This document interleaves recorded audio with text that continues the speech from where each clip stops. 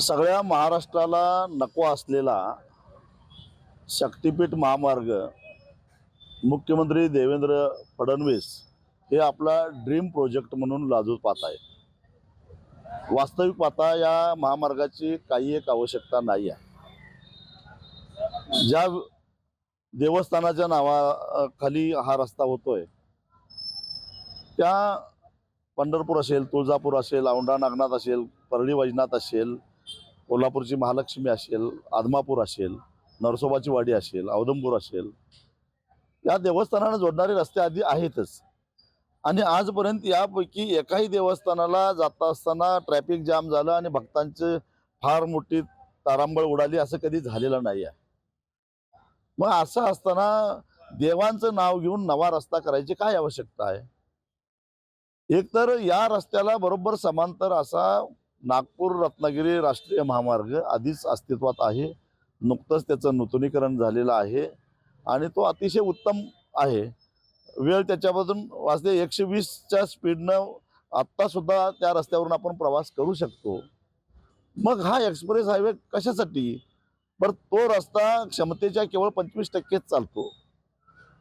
कारण त्या राष्ट्रीय महामार्ग प्राधिकरणाचं म्हणणं असं आहे की आमच्या प्रत्येक टोलवर दररोज 40 लाख रुपये टोल वसूल झाला पाहिजे, पण प्रत्यक्षामध्ये 8 ते 9 लाखच वसूल होतो। याचा अर्थ क्षमतेच्या 25%च तो रस्ता चालत असताना त्या रस्त्याला समांतर रस्ता तयार करून तोही रस्ता तोट्यात घालवून हा नवा तोट्याचा रस्ता करायचा अट्टहास सरकार का करतंय हा साधा सवाल आहे। शिवाय हा अव्यवहारी आहे।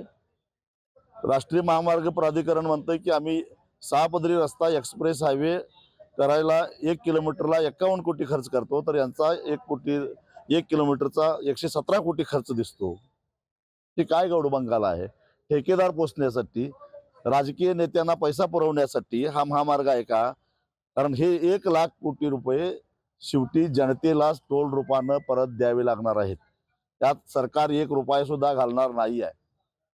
आमदार, खासदार, मंत्री, सरकारी अधिकारी, न्यायाधीश यांना टोल माफ आहे, पण सामान्य जनतेला टोल भरावा लागणार आहे आणि म्हणून आमचा या रस्त्याला विरोध आहे। शिवाय सांगली, कोल्हापूर आणि आता कराड सुद्धा म्हणजे सातारा जिल्हा सुद्धा आला महापुराच्या खाईमध्ये लोटला जाणार आहे। जुलै महिन्यामध्ये जेव्हा कृष्णा, कोयना, पंचगंगा, दूधगंगा, वेदगंगा या नद्या पात्रातून बाहेर पडतात, पात्र ओलांडतात, ते पात्राबाहेर पडलेलं पाणी वाहून जाण्यासाठी या महामार्गाचे भराव हे अडथळे ठरणार आहेत। आणि त्यामुळं कराड पूर्वी सांगली शहराला धोका होता, आता तो कराड शहराला धोका निर्माण झालेला आहे। त्याचबरोबर इकडं पाटणपर्यंत पाण्याचा तुंब जाण्याची शक्यता आहे। वाईपर्यंत इकडं कृष्णेचा तुंब म्हणजे त्या काठची सगळी गावं। त्याच्यानंतर जेव्हा इथं येल्लूरच्या पुढं कोल्हापूर जिल्ह्यामध्ये हा रस्ता जातो तेव्हा तिथं वारणेवर जो भराव पडतो त्याच्यामुळं कोल्हापूर जिल्ह्यातल्या शाहूवाडीपर्यंत वारणा नदी तुंबत जाणार आहे। एवढ्या साऱ्या खेड्यापाड्यातल्या लोकांना पुराच्या खाईत लुटून या सगळ्या नद्यांच्या काठावर असणाऱ्या शेती पुरामध्ये बर्बाद करून हा रस्ता आम्ही करणारच। त्याशिवाय आम्हाला या येणाऱ्या निवडणुकीसाठी 29च्या 60-70 हजार कोटी रुपये आम्हाला काढता येणार नाहीत असा हट्टास जर का राज्यकर्त्यांचा असेल तर वेळ प्रसंगी कायदा हातात घेऊन आम्ही तो मोडून काढू।